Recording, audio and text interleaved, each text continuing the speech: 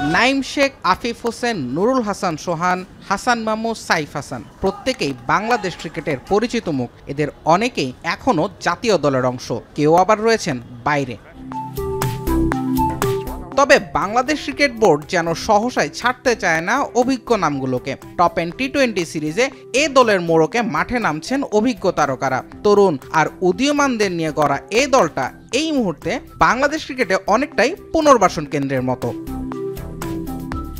নাইম শেখের আন্তর্জাতিক অভিষেক 2019 সালে, এরপর পার করেছেন 6 বছর, ছিলেন সবশেষ শ্রীলঙ্কা সফরের দলেও। এর ঠিক পরের বছর বাংলাদেশের হয়ে আন্তর্জাতিক ম্যাচ খেলতে নেমেছিলেন সাইফ হাসান, আফিফ হোসেন ধ্রুব এবং হাসান মাহমুদ। এদের মধ্যে সাইফ সবশেষ টাইগারদের হয়ে খেলেছেন 2023 সালে। 2024 সালের ডিসেম্বরে জাতীয় দলের অংশ ছিলেন আফিফ, আর হাসান মাহমুদ এখন পর্যন্ত বাংলাদেশ দলে প্রায় নিয়মিত মুখ।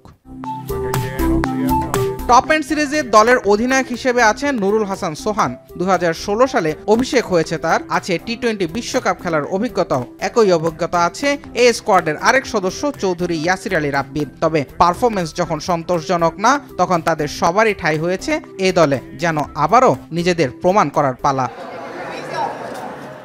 বৈশ্বিক ক্রিকেটে এ দল মূলত উদীয়মান ক্রিকেটারদের মঞ্চ, যারা পরবর্তীতে হয়ে ওঠেন আগামীর তারকা। চলমান সিরিজে জিশান আলম, মাহফুজুর রহমান রাব্বি, মাহিদুল ইসলাম অঙ্কন বা রাকিবুল হাসানদের নিয়ে সেই স্বপ্ন দেখা যেতেই পারে। তবে ক্রিকেটীয় অনেক কাঠামোর মতো এ দলের কাঠামোতেও পরিবর্তন আনা প্রয়োজন বলে মনে করছেন সংশ্লিষ্টরা। জুবায়ের আহমেদ, এখন।